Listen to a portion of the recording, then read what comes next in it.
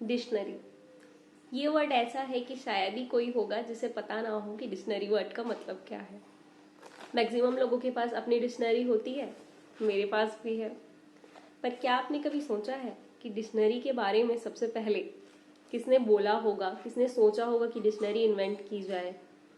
और डिक्शनरी सोचने से लेकर के सारे वर्ड्स को कलेक्ट करने से लेके ये डिक्शनरी बनने तक का जो प्रोसेस है, इतिहास क्या होगा, आज उसी के बारे में बात करते हैं। सबसे पहले इसके बारे में सोचा और लिखा था एक इंग्लिश स्कूल टीचर है जिनका नाम था रॉबर्ट चार्डवे, और इन्होंने ये डिक्शनरी लिखा था 1604 में, और इसकी एक कॉपी अभी भी बार्डियन लाइब्रेरी इन ऑक्सफोर्ड में सर्वाइव कर रही है। अगर कुछ जाने का मौका मिला तो मैं ज़रूर चाहूँगी इसे देखना। अब बात करते हैं सर सैमुअल जॉनसन के बारे में, जिन्हें फादर ऑफ मॉडर्न डिक्शनरी कहा जाता है। वर्ड कलेक्शन में इन्होंने अपनी लाइफ के टोटल 9 ईयर्स दिए हैं। Okay, so first published in 1755. This dictionary took Johnson's and his small team of helpers 9 years to complete. In 1746, Johnson entered into an agreement with a group of London booksellers to write an English dictionary. So 1746 में start हुआ था and 1755 में ये publish हुआ था। इस तरीके से टोटल 9 ईयर्स होते हैं। जॉनसन के साथ उस टाइम सिर्फ 6 असिस्टेंट थे। जॉनसन ने जब ये स्टार्ट किया था ना 1746 में, तब उनको लगता था उनके कैलकुलेशन के अकॉर्डिंग ये 3 ईयर्स में कंप्लीट हो जाएंगे, बट टाइम लगा उससे 3 गुना ज़्यादा, मीन्स 9 ईयर। अब एक इंटरेस्टिंग बात बताती हूँ, वो है साहित्यिक चोरी। देखो स्टार्ट कब हुआ 1604 में, एंड जब जॉनसन ने स्टार्ट किया तब क्या था 1746। As a example Johnson Nathan ने बेली के डिक्शनेरियम ब्रिटानिकम जो कि 1730 में आई थी उसका यूज़ किया था, एंड बेली ने जॉन की कीर्सी डिक्शनेरियम एंग्लो ब्रिटानिकम जो कि 1708 में आई थी उससे लिया था।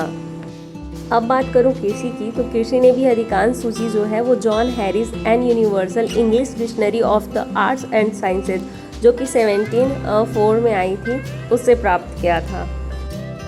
जब कोई चीज़ स्टार्ट होती है ना, तो एंड तक, स्टार्टिंग से लेके एंड तक काफ़ी चीज़ें ऐड होती है, बट रिमेंबर उसी को रखा जाता है। वैसे इंपॉर्टेंट सारी चीज़ें होती है, बट इम्पॉर्टेंट जो ज़्यादा इम्पॉर्टेंट है उसी को याद रखा जाता है। 1604 से लेकर के 1746 तक काफ़ी चीज़ें ऐड हुई, बदली, पर जॉनसन ने काफ़ी ज़्यादा काम किया। 9 ईयर्स दिए उन्होंने। एंड ऑफ द एंड बोलूँ तो उनके डिक्शनरी में जितनी लैंग्वेजेस, जितना कलेक्शन है ना, वो किसी और में नहीं है। और मैं बाकी सबकी स्टोरी ऐड करूँगी ना तो वीडियो काफ़ी ज़्यादा लेंदी हो जाएगी, इसलिए उनको स्किप कर रही हूँ। आफ्टर 9 ईयर जॉनसन की डिक्शनरी कंप्लीट हो चुकी थी 1755 में। जॉनसन ने अपनी डिक्शनरी 4 खंडों में विभाजित की थी। सबसे पहला है व्युत्पत्ति, जिसमें शब्दों की उत्पत्ति या इतिहास का अध्ययन किया जाता है। दूसरा है वाक्य विन्यास, जिसमें वाक्य बनाते समय शब्दों की व्याकरणीय व्यवस्था, मतलब कि कहाँ पे कौन सा वर्ड कैसे व्याकरण के अकॉर्डिंग फिट होगा। प्रोसोडी, वाक्य तत्वों का उपयोग जैसे कि पिच, लय और स्वर शैली। और शायद सबसे दिलचस्प बात यह है कि ऑर्थोग्राफी, ध्वनि कैसे लिखी जाती है और इसका अध्ययन। ओ अल्फ़ाबेट का इन 4 खंडों में जो विभाजन हुआ है उसका मैंने कटआउट लगाया हुआ है, आप देख सकते हो। सो फाइनली इस तरह से हुआ डिक्शनरी का निर्माण।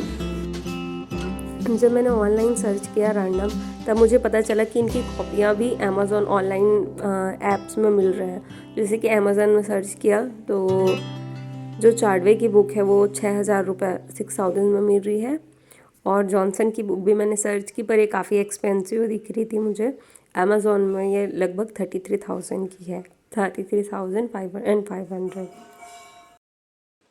हेलो दोस्तों, मैंने यूट्यूब अभी रिसेंटली ज्वाइन किया है एंड मुझे एडिटिंग बिल्कुल नहीं आती, पर ट्रस्ट मी मैं धीरे धीरे इम्प्रूवमेंट कर लूँगी and I make more interesting and knowledgeful videos.